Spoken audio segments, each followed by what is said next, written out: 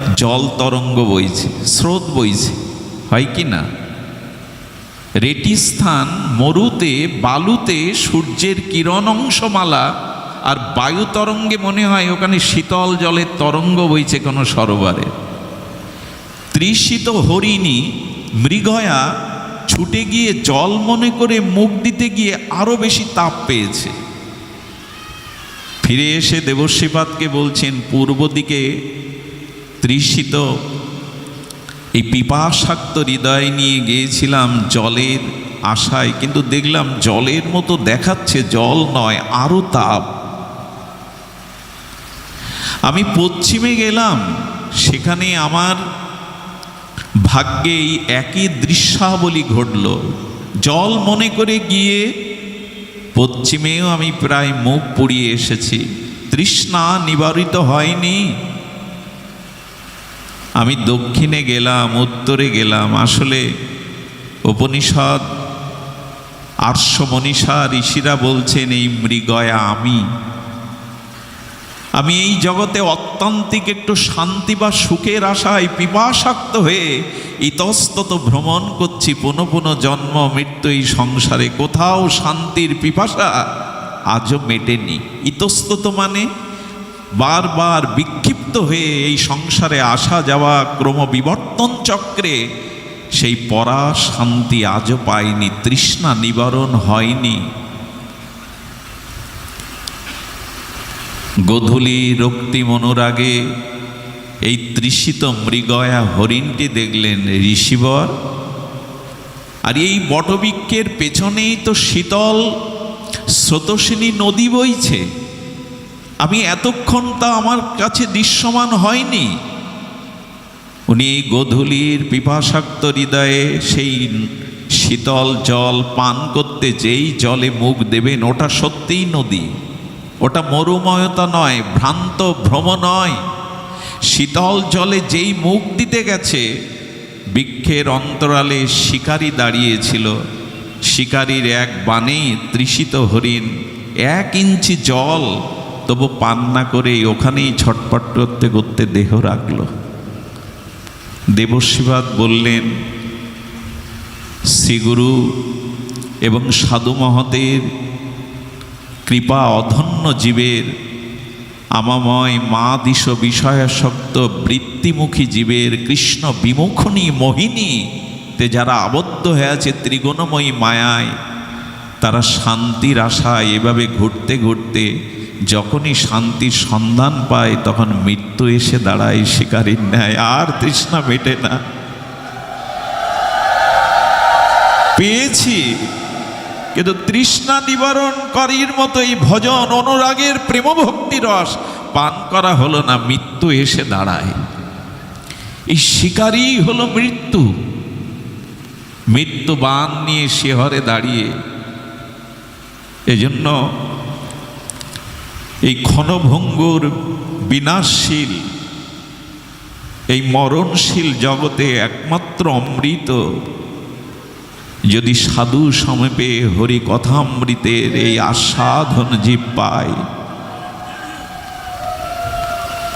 তাছাড়া তো উপায় নাই। আর এই যে মোহ, বহির্মুখী আমাদের যে চিত্তবৃত্তি, দেখুন চিত্ত বহির্মুখ হওয়ার কারণও আছে আমার সমমাদিশ জীবের। যার দ্বারা জীবের পতন হয়, আমাদের অভিধানে আচার্যগণ তাকেই পাপ বলেছে। যার দ্বারা জীবের স্খলন হয়, পতন হয়, অবারিত পতন, তাকে পাপ বলা হয়েছে। আর এই পাপের 4টে রূপের মধ্যে একটা রূপ হলো, পাপের রূপ 4টি। পাপ অসংখ্য, কিন্তু পাপের রূপ হলো 4টি। ধ্যান দিন। পাপের রূপ হলো অন্ধকার। অন্ধকারের ধর্ম হলো বস্তু ধর্মকে আবৃত করে দেওয়া, ঢেকে দেওয়া। এখানে যদি এই আলোগুলো নিবাপিত হয় না, নিভে যায়, সুইচ অফ করে দেওয়া হয়, এখানে আমরা এই দৃশ্যমান এই ভাগবত পরিমণ্ডলে আপনাদের শ্রীবদন চরণ আর দেখতে পাবো না। অন্ধকারের ধর্ম ঢেকে দেওয়া। ধ্যান দিন, বড় মার্মিক কথা। পাপের রূপ চারটি, পাপ অসংখ্য, কিন্তু পাপের রূপ চারটির মধ্যে একটি অন্ধকার। এই অন্ধকার বস্তু ধর্মকে আবৃত করে দেয়, ঢেকে দেয়।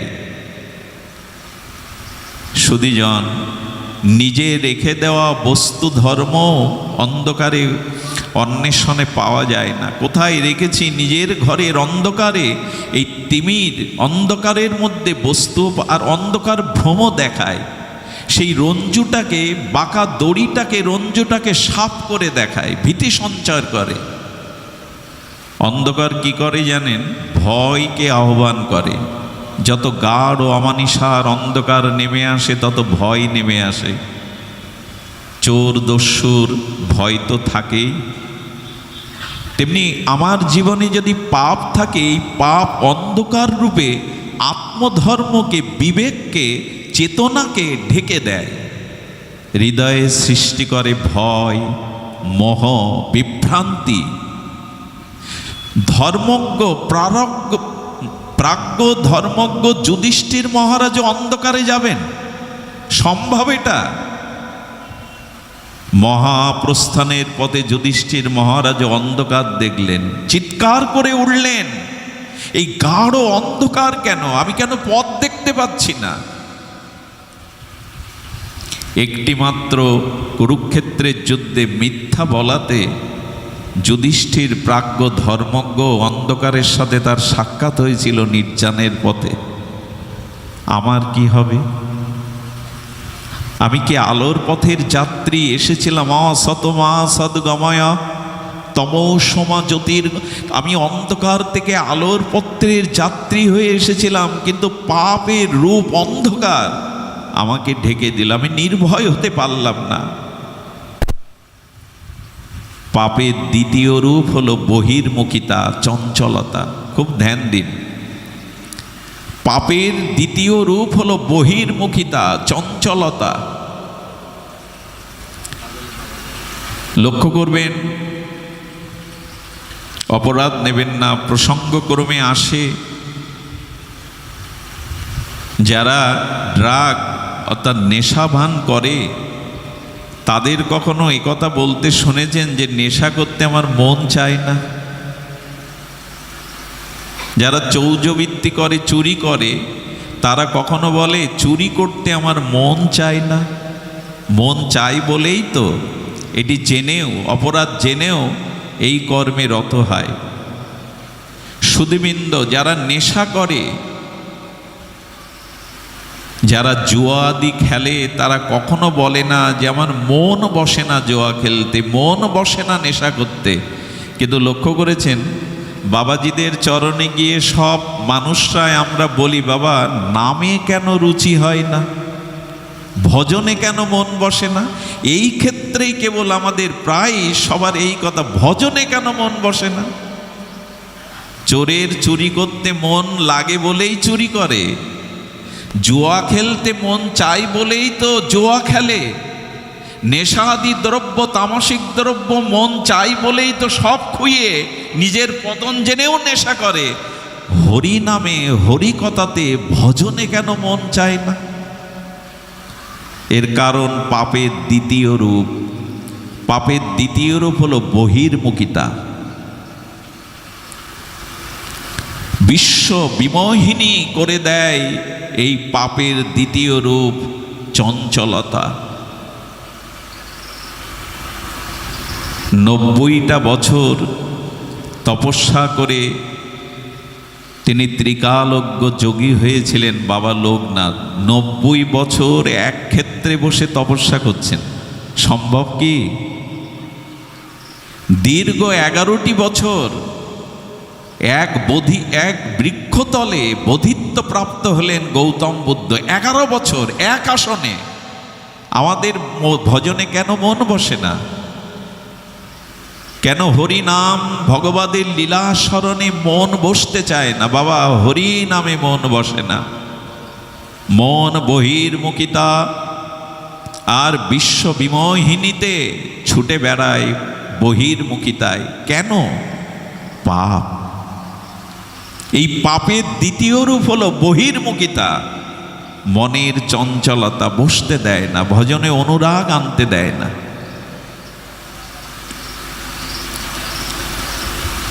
পাপের তৃতীয় রূপ হলো বিঘ্ন। ভজন করতে কখনো কখনো মন চায়, কিন্তু বিঘ্ন এসে অন্তরায় হয়ে দেখা দেয়। এই বিঘ্নটাও দেখবেন নদীর স্রোতের অনুকূলে প্রতিকূলের মধ্যেও মিনগুলো, মাছগুলো কেমন উজানে সাঁতার কেটে যায়। প্রতিকূল স্রোতে যারা অনুকূল ধর্মে চলতে পারে তারাই তো যথার্থ সকল বাধাকে পেরিয়ে, সমস্ত অন্তরায় অন্ধকারকে পেরিয়ে যারা গৌর গোবিন্দের চরণে সেই অব্যবহিত গতিতে ছুটে যায়। এই বাধা তাদের মীরাকে বাধা দিতে পারেনি, প্রহ্লাদ মহারাজকে অন্তরায় করতে পারেনি। কত বাধা এলো ধ্রুব মহারাজের জীবনে, কত বাধা এলো। প্রতিকূল অবস্থাতে যারা অনুকূলে চলতে পারে, এটা পারি না কেন আমরা? শত বাধা কেন বাধা দেয়? এই বাধাই হলো পাপের তৃতীয় রূপ, অন্তরায় হয়ে দাঁড়ায়। মন চেয়েছে ধামে বাস করব, শ্রীগুরু চরণ সেবা করব, না, বাধা এসে দাঁড়ায়। এই বাধাকে যারা, এই প্রতিকূলতাকে যারা অব্যবহিত গতিতে বাধাকে অতিক্রম করতে পারে, জানবেন এটি বিশেষ মহৎ শ্রীগুরু কৃপায় সম্ভব। পাপের চতুর্থ রূপ হল অনিরাময়যোগ্য রোগ। রোগের প্রকরণ দুই প্রকারের। শাস্ত্র নিষিদ্ধ কর্ম বা সদাচার লঙ্ঘন করলে যে রোগ হয়, এটা ঔষধে ডাক্তার কবিরাজে সেরে যায়। কিন্তু যে রোগ দুরারোগ্য রোগ, নিজেকেও শেষ করে, পুরো পরিবারকেও শেষ করে, জানবেন এটা পাপেরই চতুর্থ রূপ। আমাদের এই দিল্লিতে একটা ঘটনা ঘটে যায়। শেয়ার মার্কেটে দুই বন্ধু ব্যবসা করতে গিয়ে এক বছর তাদের মুনাফা হয় কয়েক কোটি টাকা। দিল্লির 5 তারা হোটেলে খেতে গিয়ে এক বন্ধুর মধ্যেই পাপ বুদ্ধি জেগে যায়। বিষ খাইয়ে খাদ্যে যদি ওকে মারা যায়, এই সম্পদ আমার হলে আমি সুখেই কাটাতে পারবো, উত্তর প্রজন্ম সুখেই থাকবে। হোটেল বয়কে টাকা দিয়ে খাদ্যে বিষ দিয়ে বন্ধুকে মেরে সমুদ্রে ভাসিয়ে দিল। কলকাতাতে এসে ফ্ল্যাট বাড়ি করলো, কয়েকটা বাড়ি করলো, সুন্দরী রমণী ঘরে এলো, সুখের ফোয়ারা ফুটতে লাগলো। 2 বছর পরে একটি শিশুর জন্ম হলো ওই পরিবারে। পুত্রমুখ মহোৎসবে আনন্দেই কাটছিল। শিশুটার 2 বছর বয়সে এমন রোগ দেখা দিল, ভারতবর্ষে তার চিকিৎসা সম্ভব হলো না, তাতেই তার অর্ধেক সম্পদ চলে গেল। বিদেশে সব সম্পদ খুইয়ে তাকে নিরাময় করতে না এলে দিল্লি হসপিটালে তাকে রাখার পর ডাক্তাররা বলল, নিয়ে যান, ওকে বাঁচানো সম্ভব নয়। সব চেষ্টায় ব্যর্থ। সব কিছু হারিয়ে পকেটে 100 টাকা ছিল, 100 রুপি। গাড়ি ভাড়া দিয়ে এক বস্তিতে আত্মীয়র বাড়িতে এনে যখন তুলল, 100 টাকা দিল আর ছেলেটা মারা গেল। ওই 100 টাকায় তার সম্বল ছিল। উনি ত্রিকালজ্ঞ এক যোগী ঋষির কাছে প্রশ্ন করেছিলেন, আমার এই দুর্দশা কেন? বলল, খুব সহজ উত্তর, তোমার ওই বন্ধু পুত্ররূপে এসে তোমার সর্বস্ব কেড়ে নিয়ে চলে গেল। বন্ধুই পুত্ররূপে এসেছিল। পাপের চতুর্থ রূপ এই দুরারোগ্য ব্যাধি। তবে হ্যাঁ, শ্রীধাম বৃন্দাবনে গিয়ে দেখেছি প্রাতঃস্মরণীয় বন্দনীয় চরণ চৈতন্য বাবা থেকে শুরু করে অনেক মহাত্মাদের শরীরে রোগ। আমার এই অবুঝ মনে, ভ্রান্ত মনে প্রশ্ন জাগে, বাবাদের দেখানো রোগ শরীরে। দেখেন বড় বড় মহাত্মাদের বড় বড় রোগ। উত্তর কি এলো জানেন? রাধারানীর চরণকে যারা হৃদয়ে একমাত্র অবলম্বন করেছে। এই জীবন ও যৌবন সর্বস্ব যারা বিকিয়ে দিয়েছে, রাধারানী চান তার প্রারব্ধগুলো এই জন্মেই ভুগিয়ে তাকে নিত্য লীলায় নিয়ে আসতে, নিত্য পরিকর করতে। এই জন্য অধিক রোগে ভুগিয়ে তাদেরকে নিজের কাছে নিয়ে আসেন ঠাকুরানী। চৈতন্য বাবা দর্শন করতে গিয়ে বলছে, বাবা প্রারব্ধের কালো মেঘ আকাশে, আর দেখো চলতে পারছি না, এই বসে বসে ভজন নাই, সাধন নাই, বসে বসে আর অন্ন পাচ্ছি। কিছুদিন পরে দেখি ওই শরীর নিয়ে, ওই পা নিয়ে আবার গিরিরাজ পরিক্রমা করছেন। সম্ভব? এই জন্য সাধুদের শরীরে যে রোগ দেখেন, করুণাময়ী কৃপা করে এই জন্মেই তার প্রারব্ধ ভুগিয়ে নেন, আর যাতে না আসতে হয়। এই জন্য এই পাপ মলিন বিক্ষিপ্ত বহির্মুখ চিত্তকে একমাত্র সাধুর সঙ্গে হরিকথা প্রসঙ্গই পারে এই চিত্তকে শান্ত করতে। কৃষ্ণ ভক্তির জন্মমূল হয় সাধু সঙ্গ। দেখুন, সাধু সঙ্গ ছাড়া মায়ার, ত্রিগুণময়ী মায়ার প্রহলিকা থেকে আমরা নিস্তার পাব না। মনে পড়ে এক অতি সরল, আর বুদ্ধি মেধা তেমন নাই, সকাল 8:30টায় পূর্ব দিগন্তে উদিত সূর্যের তাকিয়ে দেখছে আমি 5 ফুট লম্বা, কিন্তু আমার ছায়াটা 12 ফুট কেন? পূর্ব দিগন্তে 8:30টার দিকে যখন সূর্য পূর্ব দিকে থাকে, দেখবেন আপনি 5 ফুট মানুষ, কিন্তু ছায়াটা 12 ফুট হয়ে প্রলম্বিত হয়ে পড়েছে। এই সরল ব্যক্তিটি তার গিন্নিকে ডেকে বলছে, এক কাজ করে, একটা লাঠি দাও তো। আরে আমি 5 ফুট, আমাকে 12 ফুট করে বিকৃত করে দেখাচ্ছে আমারই ছায়া, একে খাটো করতে হবে। লাঠি চাইছে। এই সরল ব্যক্তিটি স্ত্রীর কাছে লাঠি নিয়ে তার নিজের ছায়াতে, কায়ার ছায়াতে পেটাচ্ছে, খাটো হ, আমি যেমন তেমন হ। স্ত্রী বলছে, ছায়াকে পিটিয়ে খাটো করা যায়? আর পেটাতে, জয় রাধে বাবা, আসুন বাবা, নিয়ে আসুন, জয় নিতাই গৌর হরিবল। খাটো কি করা যায়? সুধীবৃন্দ, যখন 1 ঘন্টা ধরে পেটাতে শুরু করেছে, তখন থেকে 2 হাত খাটো হয়েছে। বাবা বসুন। 2 ঘন্টা পেটাতে পেটাতে দেখে 4 হাত খাটো হয়েছে। সূর্য যখন মধ্য গগনে মস্তকের উপরে, তখন দেখছে ছায়াটার প্রলম্বিত নেই, চরণের কাছে মিশে গেছে। বলে, না মানলে কি সোজা হয়?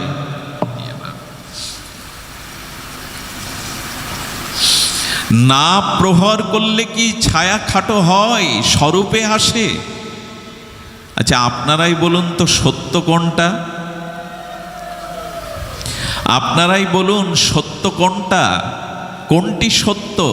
ওর পেটানো, ওর লাঠি পেটাকে ছায়া খাটো হলো? আসলে সূর্যটা ধীরে ধীরে মধ্য গগনে উপস্থিত হয়েছেন, এই জন্য ছায়াটা চরণের কাছে মিলিয়ে গেছে। গায়ের জোরে প্রহার করে আমরা মায়াকে খাটো করতে পারবো না, ওটা লাঠির জন্য হয়নি। মধ্য গগনে ভাস্কর অবস্থান করাতে ছায়াটা চরণের কাছে এসেছে। ঠিক তদুপরি যেদিন গুরুপাদ পদ্মের আশ্রয়ে পূর্ণ আত্মসমর্পণে আর এই সুশীতল সাধু সঙ্গে হরিকথা প্রসঙ্গের অমৃত পান হবে, এই কৃপা হবে, সেই দিনই আমার মস্তিষ্কে, আমার মননে ভগবানের নাম রূপ, লীলা চিন্তন রূপ সূর্যের উদয় হবে। তখনই মায়া প্রলম্বিত না হয়ে চরণের কাছে মিলিয়ে যাবে। এছাড়া উপায় নাই, অন্য কোনো উপায় তো নাই। সুধীবৃন্দ, একটু আগে আমরা বলছিলাম আমাদের এই পাপ ও রাশি, এগুলো কি করে যাবে? দেখুন, একটা প্রসঙ্গ এসেছে গোপীগীতে। রক্ষিতাম মোহ। ব্রজসুন্দরী ততি গোপীগণ গোপীগীতে বলছেন, তুমি বারবার, মোহ মানে বারবার তুমি আমাদের রক্ষা করেছ, তুমি ছাড়া আমাদের আশ্রয়, তুমি ছাড়া আমাদের রক্ষার কেহ নেই। প্রাণনাথ, হে প্রাণ সুন্দর, হে ব্রজনাথ, কেউ তো নাই। গোপীরা বলতে চেয়েছেন, বারবার তুমি আমাদের রক্ষা করেছ। সর্ববেদান্ত সার ভাগবতের এই দার্শনিক আচার্যরা যেভাবে ব্যাখ্যা করেছেন বড় তাৎপর্যময়। মনুষ্য জীবন, আত্মচেতনা, বিবেকে চৈতন্য জাগানোর জন্য ভাগবত দর্শন বড় প্রয়োজন। এটি এই ঘোর কবলিত কাল কবলিত কলির ঘোর অন্ধকারের ভাস্বর সূর্যের মতো। তার কারণ দেখুন, এই পাপ, এই যে প্রবৃত্তি, এই যে বৃত্তি, এই অনন্ত জন্মের কুসংস্কার, যে পাপ আমাদের অন্তরায় অন্ধকার হয়ে বাধা দিচ্ছে, এই পাপ নিজ চেষ্টায় দূর কোনোদিন করতে পারবেন না। আচ্ছা, পুণ্যকর্ম করবার জন্য আপনি স্বাতন্ত্র। আপনি কালকে যদি বলেন 16 মালা জপ করব, করতে পারেন। কালকে যদি মনে করেন দান করব, করতে পারেন। কেউ যদি বলেন কাল থেকে আর মিথ্যা বলবো না, এটা আপনার দ্বারা আমার দ্বারা সম্ভব হবে না, সকলের দ্বারা হবে না। পাপ নিজ চেষ্টায়, পাপ মাঝে মাঝে আমরা অবদমিত করতে পারি। জগতের কোনো প্রতিকূলতায়, রোগ শোক, সাধুসঙ্গের মহিমায় মাঝে মাঝে পাপ বৃত্তি, পাপ সংস্কার স্তিমিত হয়। আচ্ছা, দুর্বাঘা শপথ দিয়ে পুড়িয়ে দিন, পুড়ে গেল বটে, তবে ওর অস্তিত্ব নষ্ট হয়নি। আবার শ্রাবণ বরিশা ধারায় মাটির গহ্বরে যে ঘাসের মূলগুলো ছিল তার থেকে আবার গজিয়ে যাবে। এই জন্য ধানের খোসাটা যতদিন না তুলছেন, খোসা থাকলেই কিন্তু অঙ্কুর হবে। জলের ধারা পেলে অঙ্কুর হবে, খোসা তুললে আর অঙ্কুর হওয়ার সম্ভাবনা। এই যে পাপ প্রবৃত্তি, পাপের স্পৃহা, এগুলি নিজ চেষ্টায় যায় না, একমাত্র সদ্গুরুদেবের কৃপায়, ভজন মহিমায়, ভগবানের বিশেষ কৃপার দ্বারা পাপ বৃত্তি, পাপ বুদ্ধি, পাপের যে সংস্কার, এটা সমূলে নষ্ট হয়, নিজ চেষ্টায় হয় না, বারবার ফিরে আসে। মাঝে মাঝে তব দেখা পায়, চিরদিন কেন পাই না।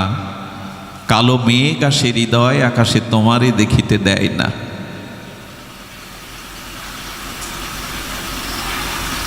এই জন্ম জন্মান্তরীণ কুসংস্কার, অবিদ্যা আমাদের ভিতরে পাপ অবদমিত হয় বটে, নিষ্ক্রিয় হয় না। যেন গোবিন্দকে বলছেন, প্রাণনাথকে, সেই কালীয় নাগের বিষ থেকেই যদি তুমি বাঁচালে।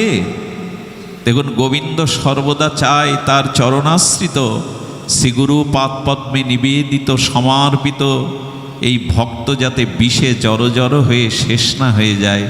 গোবিন্দ শুধু এই কালীয় নাগ দমন লীলার মধ্যে আচার্যরা খুঁজে পেয়েছেন এই, আমরা বারবার এই প্রবৃত্তি বহির্মুখিতায়, এই আমাদের বিষয় রসে, বিষয় বিষে আমরা নিমজ্জিত হতে যাই।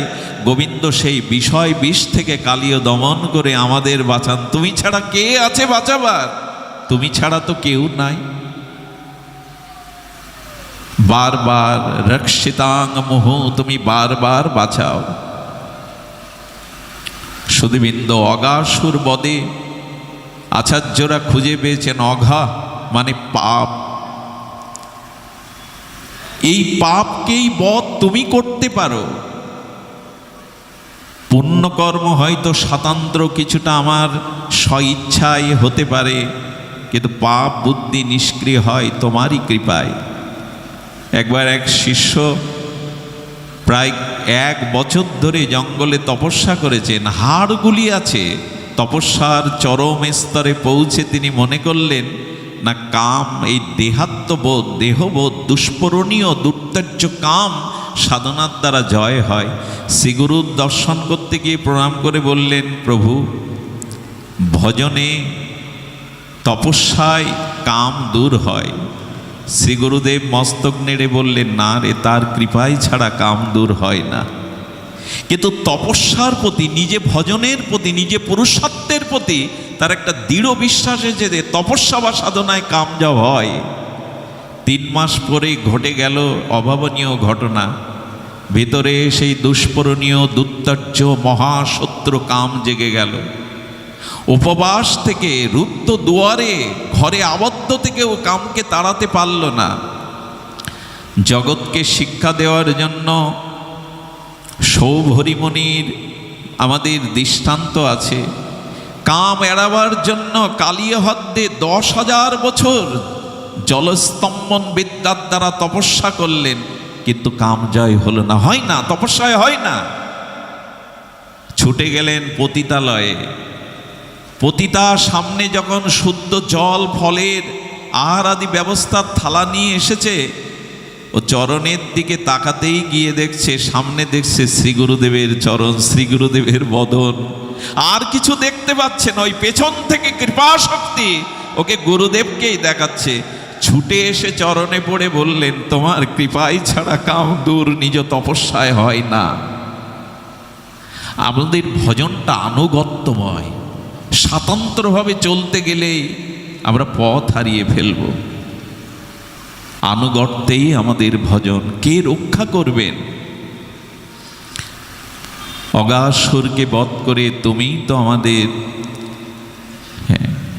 সর্বরক্ষিতাং মোহ, তুমি তো উদ্ধার করো। কেন বিরহ অনলে আবার আমাদের দগ্ধীভূত করছো? হে প্রাণনাথ, কেন দগ্ধীভূত করছো? এই জন্য আমরা সূচনা করেছিলাম, আমাদের এই জীবনে জাতরতি শ্রদ্ধালু যদি সাধু সঙ্গে হরিকথাতে রতিমতি হয়, তবেই আমরা এই মৃগ তৃষ্ণার হাত থেকে বাঁচতে পারি। এই পাপের অনিবারিত যে পতন, স্খলন থেকে আমরা নিজেকে রক্ষা করতে পারি। সুধীবৃন্দ, এই জন্য শাস্ত্রে এই জন্য বলছেন, যদিচ্ছায় মত কথাও দো, কিন্তু কথা শুনতে চাই না আমরা। মচ্চিত্ত সর্বদুর্গানি মত প্রসাদাৎ তরিষ্যসি অতচেত তম অহংকার ন স্রশস্যসি বিনাক্ষসি।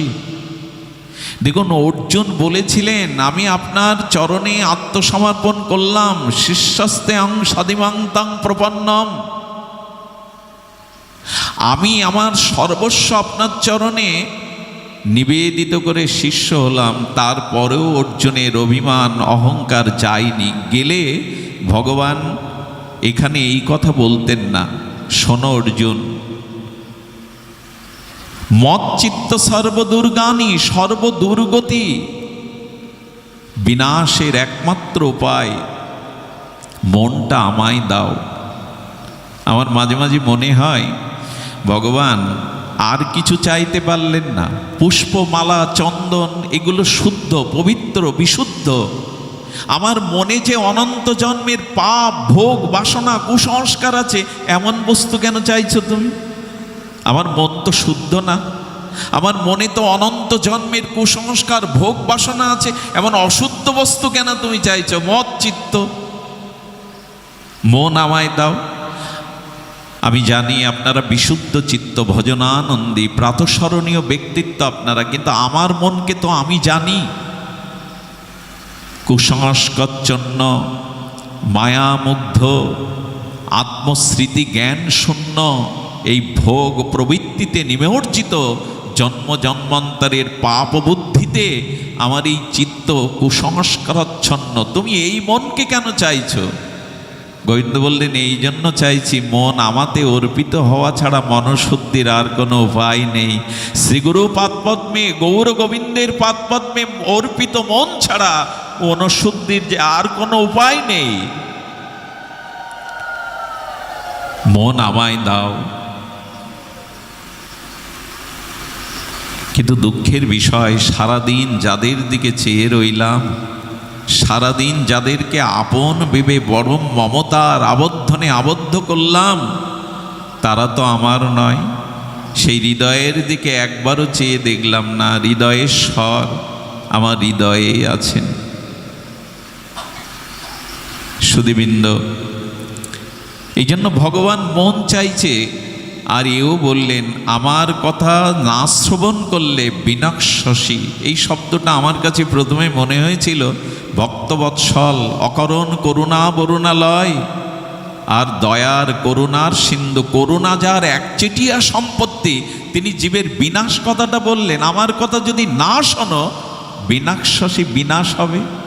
আচার্যগণ বললেন, এখানে বিনাশ মানে পথভ্রষ্ট হওয়া, নিজের লক্ষ্যচ্যুত হওয়া, পথভ্রষ্ট হওয়া। আমার কথা যদি শ্রবণ না করো, তবে তুমি পথভ্রষ্ট হয়ে যাবে। পথভ্রষ্ট তো হয়েইছি। জীবনের কোনো লক্ষ্য স্থির নাই, জীবনের কোনো কেন্দ্র নাই। প্রবৃত্তির মোহে, ইন্দ্রিয়ের প্রতাপে আমরা এমনি করেই ছুটে চলেছি। আমি একটু আগে বলছিলাম, মন তাকে অর্পণ করা ছাড়া, সমর্পিত করা ছাড়া পাপ বুদ্ধি থেকে উদ্ধার নেই। আচ্ছা, অধ্যাত্ম রামায়ণে 3টে চরিত্রের আমাদের আস্বাদন করেছেন আচার্যরা। একটি চরিত্র ইন্দ্র। ইন্দ্র হলো ভোগরতী। ইন্দ্র সর্বদা বিষয় অভিমুখী, ভোগে রতি হতে চায়। আর অহল্যা হলো ভোগ, আর অহল্যার প্রতি গৌতম হলো সংযম। ইন্দ্র এই 3টে চরিত্র আস্বাদন করেছেন। ইন্দ্র হলো ভোগরতী, আর ভোগ হলো অহল্যা, কিন্তু তার পাশে দাঁড়িয়ে আছে সংযম, গৌতম, মহর্ষি গৌতম, নৈয়ায়িক আচার্য। কিন্তু না, পতন ঠেকানো গেল না। কারণ এক প্রভুর চরণে সমর্পিত ছাড়া, গুরু কৃপা ছাড়া এই পতন ঠেকানো যাবে না। গৌতম থাকলে অহল্যার পতন হতে পারে। ভোগ এত প্রবৃত্তিমুখী, শক্তিশালী। আর আমাদের ইন্দ্র তো ভোগরতিতে ব্যস্ত। একমাত্র তার কৃপা। আর এই করুণা পাওয়ার জন্য বলছেন, মন আমায় দাও, মনটা তো যেতে চায় না। বলে কি করে যাবে? বললেন, মত কথা ও শ্রদ্ধার্থ হরি কথাতে, সাধু মুখে, সাধু সঙ্গে হরি কথায়, জাতরতি শ্রদ্ধায়। আমরা শুনতে চাই না কেন? আচার্যগণ বারবার সেই একই ধ্বনি, একই তরঙ্গায়িত সুরলহরীতে বলছেন, মচ্চিত্ত মদ্গতা প্রাণা বোধয়ন্ত পরস্পরম কথায় অন্তশ্চ মাং তুষ্যন্তি চ রমন্তি চ শৃণ্বন্তু সকতা কৃষ্ণ পূর্ণ শ্রবণ কীর্তন হৃদয়স্থিত অভদ্রাণি বিধুনতি সুহৃদ শতাম। বলছেন তো, প্রবিষ্ট করণ রন্ধীন সানাং ভাব সারুরুহম ধনতি সমলং কৃষ্ণ সলিলস্য যত শরত। ওগো, হরিনাম হরি কথা, এটি স্মরণে, মননে, চিন্তনে, অনুধ্যানে নিত্য নিরন্তর অবিচ্ছিন্ন তৈল ধারার ন্যায় এই হরিকথা, হরিনাম, এই ধারার মধ্যে পড়ে থাকো। প্রবিষ্ট কর্ণ রন্ধে নং, সাধুমুখে হরিকথা কর্ণ দিয়ে প্রবেশ করলেই বিধুনতি, ধুয়ে দেবেন কৃষ্ণ। কিন্তু শুনছি কই? জাতরতিতে, প্রগাঢ় রতিতে হরিকথা শ্রবণের ব্যাকুলতা কই, তৃষ্ণা কই? গোবিন্দ বলছেন, আমার কথা শোনে না 2 কারণে জীব। সেটি হলো অহংকারে। অহংকারে জীব আমার কথা শুনতে চায় না। দেখুন, হরিকথা, ভগবত কথা না শোনার 2টো কারণ বলেছেন। এক, যারা আমার মতো কানে কম শোনে। যারা কানে কম শোনে তাদের কাছে একটু চেঁচিয়ে কথা বলতে হয়, তবে কথাটা কানে যায়। একটা বাহ্যিক কারণ, একটা অভ্যন্তরীণ কারণ। বাহ্যিক কারণের মীমাংসা আছে, অভ্যন্তরীণ কারণে খুব বেশি মীমাংসা নাই। আচ্ছা, কানে জোরে কথা বলুন, না শুনতে পেলে কানের কাছে গিয়ে চিৎকার করে কথা বলতে হয়, তবে শোনে। চিৎকার করেও যখন শুনতে পায় না, তখন ওখানে মেশিন লাগায়। মেশিনে যখন কাজ হয় না, তখন অপারেশন করতে হয়, তবে কিন্তু সমাধান হয়, শুনতে পায়। বলে এই একটা উপায় আছে। কিন্তু অহংকার রূপ রোগ যার ভেতরে আছে, সে আমার কথা শুনতে ন শ্রোষী বিনশ্বসী। আমার কথা যাতার জাত রতি হয়ে শ্রদ্ধালু হয়ে শ্রবণ করে না, অবশ্যই তিনি পথভ্রষ্ট হবেন। রাবণ, দুর্যোধন, কৌরবগণ আমাদের সামনে এই মহাকাব্যে প্রমাণ রেখে গেছেন। অতচেত অহংকার ন শ্রোষী বিনশ্বসী, অহংকারে আমার কথা যে শোনে না সে পথভ্রষ্ট হবে। অর্জুন, আমার কথা শ্রবণ করো, এই নাম রূপ লীলা কথা, এই অপ্রাকৃত রসধারাতে হৃদয়কে সিক্ত করো। অহংকারে ভগবানের নাম রূপ লীলা প্রকটেও আমাদের অনুভব করতে দেয় না। সুধীবৃন্দ, অনুভব করতে দেয় না। দুঃশাসন এত তার বাহুতে বল, সরলা সতী দ্রৌপদীর বস্ত্র হরণ করতে গিয়ে কাপড়ের স্তূপ হয়ে গেল, বস্তুর স্তূপ হয়ে গেল, তবুও এই মূঢ় অহংকারী ভগবানের এমন লীলাও তার দৃশ্যমান দেখেও তার মূঢ়তা যায়নি। কারণ গোবিন্দ বলছেন অহংকার ও বিমূঢ় আত্মা, অহংকার এলেই বিশেষভাবে মূর্খতা আসে, অজ্ঞানতা এসে ঘিরে ধরে। এই অহংকার যার মধ্যে, সে আমার কথা শুনতে চায় না। আচ্ছা, অহংকার কিসে আসে? অপরাধ নেবেন না, আমার মতো অযোগ্য মূর্খ নরকের নর্দমার বিষয়ী কীটকে যারা এখানে বসিয়েছেন, এই ব্যাসপীঠে বসে অহংকার আসে। আমি প্রবক্তা। অহংকার আসে বিদ্যার দ্বারা। উচ্চকুলে জন্মালে, ধন সম্পত্তি থাকলে, দেখুন উচ্চকুলে জন্মানোর পরেও আর অধিক বিদ্যা অর্জন করার পরেও, অধিক ধন সম্পদশালী হওয়ার পরেও যদি কারো মধ্যে অহংকার না আসে, জানবেন শ্রীগুরু ভগবানের বিশেষ কৃপা তার উপর বর্ষিত হয়েছে। বিশেষ কৃপা, নাহলে কিন্তু এর দ্বারা অহং জীব পথভ্রষ্ট হয়ে যায়। অহং জ্ঞানের দ্বারাও আসে। আমি ভজনানন্দী, হ্যাঁ, এই জন্য অর্থ, বৃত্ত, বৈভব, রূপ, উচ্চকুল সবটাতেই অহংকার আসতে পারে। এই জন্য গৌড়ীয় বৈষ্ণবের বারবার স্মরণ করিয়ে দেয়া হয়েছে দৈন্য। এই দীনতা, দৈন্যতাই তোমাকে অহংকারের হাত থেকে রক্ষা করতে পারে। এই অহংকার গাঢ়, এই জন্য আমরা হরিকথা শ্রবণে আমাদের রতি হয় না। এই অহংকার রোগ যায় শুদ্ধ মহৎ সঙ্গে। যদি কারো ভিতরে দৈন্য, দৈন্যতা এসে উপস্থিত হয়, সহজে কি আর হয় গো? যতই কবিগুরু বলে যান আমার মাথা নত করে দাও হে তোমার চরণ ধরার তলে, বাস্তবে খুব বেশি নত হয় না যতদিন মহৎ কৃপা। অহংকার কিসে করব আমি? সন্ধ্যার আধারে ওই মিট করে একবার নিভছে একবার জ্বলছে জোনাকি পোকা মনে করছে আমি অন্ধকার দূর করছি, আমি এই তিমির দূর করছি। কিন্তু মায়েরা তুলসী তলায় যেদিন প্রদীপ জ্বালল, এই প্রদীপের প্রজ্বলিত শিখায় লজ্জা পেয়ে জোনাকি বলল, না আমি তো আলো দিচ্ছি না, আমি তো নিভে যাচ্ছি, কিন্তু অনির্বাণ শিখায় জ্বলছে প্রদীপের অহংকার এলো আমি সন্ধ্যার অন্ধকার তিমির দূর করছি। কিন্তু গগনে তাকিয়ে দেখে নক্ষত্রমণ্ডলে তারকারাজিগুলো কত আলোকবর্ষ দূর হতে সারা রাত আলো দিচ্ছে। প্রদীপের অহংকার দূর হয়, তার তেল ফুরিয়ে গেলেই তো সে নিভে যায়। নক্ষত্র মনে করছে আমি জগৎকে এই শত আলোকবর্ষ দূর হতে প্রজ্বলিত আলোতে আলোকিত করছি ধরিত্রীকে আলোকমালায়। কিন্তু চন্দ্রের উদয় হলো, চন্দ্রের পূর্ণ কিরণমালায় তার উদ্ভাসিত জ্যোৎস্না কিরণে নক্ষত্র লজ্জা পেয়ে ভাবল, না আমি তো আলোর উৎস নই। চাঁদের অভিমান এলো আমার আলোকেই জগৎ প্লাবিত আলোকিত। কিন্তু অরুণোদয় হলো, সূর্যের উদয় হলো, প্রদীপ্ত ভাস্কর এই তেজদীপ্ত সূর্য কিরণমালায়। তখন চন্দ্র লজ্জা পেয়ে বলল, আমার তো নিজস্ব আলো নেই, তুমি যতটুকু দাও ততটুকুই বিতরণ করতে পারি।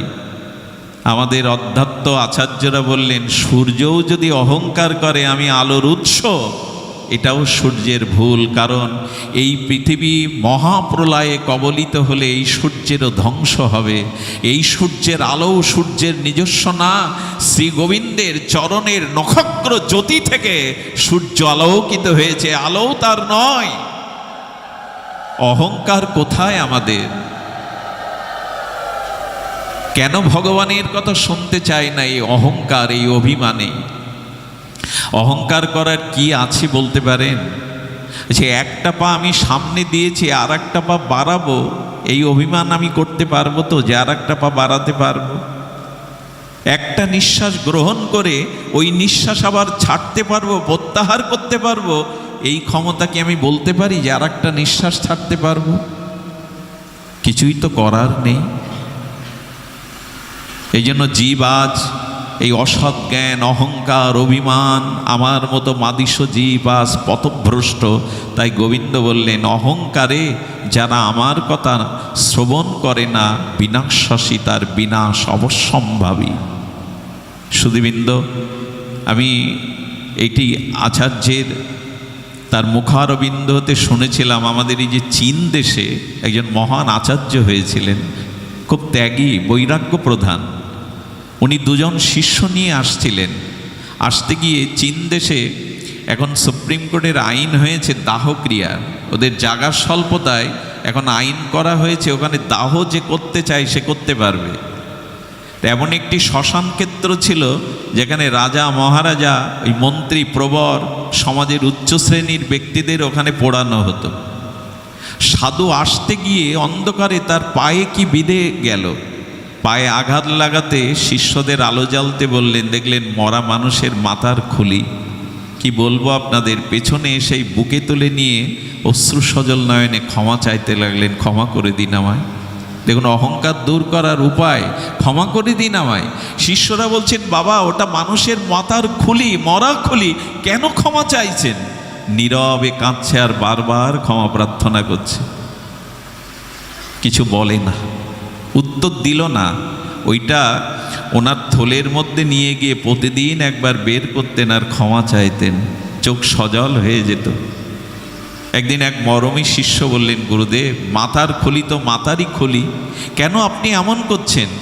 বললেন, যে অন্ত্যেষ্টিক্রিয়া এই শ্মশান ভূমিতে এই মাথাটা পেয়েছি, আমার মনে হয় ইনি একদিন সম্রাট ছিলেন, রাজা ছিলেন।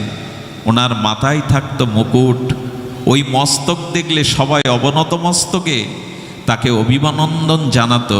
আচ্ছা বলো তো, ওই মাথাতে থাকতে যদি আমার চরণ আমার পাতার মাথায় লাগতো, আমি বেঁচে থাকতাম?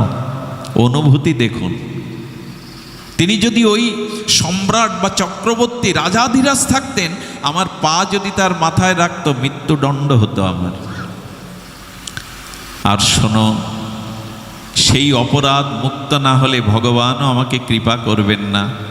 আর আমি এইটুকুই জানলাম, রাজাধিরাজ রাজা হলেও একদিন যে এই মস্তক, যে মস্তকে মুকুট পরিধান করত, জগতের লোক মাথা নত করে প্রণাম নমস্কার জানাতো, সেই মাথায়ও ধুলায় কঙ্কাল হয়ে পড়ে থাকে। অহংকার করার কি আছে আমার? কি আছে অহংকার করার? এই জন্য আমাদের গোস্বামীগণের দিকে তাকান, মহাপ্রভুর প্রিয় পরিকরগণের, ভক্ত বৈষ্ণবগণের দিকে তাকান। এনারা দৈন্য প্রধান, দীনতা প্রধান। তাই অহংকার দূরীভূত করে, অহংকার দূর না হলে হরিকথায় আজকে যারা এসছেন, আমার তো বুক কাঁপছে তাদের সামনে হরিকথা বলা নিতান্তই ধৃষ্টতা মাত্র। কিন্তু পেছন থেকে পুতুল তো নাচতে পারে না গো। এই জড় পুতুলগুলোকে কেউ নাচায়, জড় পুতুলগুলোকে কেউ অলক্ষ্যে নাচায়। আপনাদের মতো মহৎ কৃপাশক্তি সঞ্চার হলেই কেবল বোবা কথা বলতে পারে।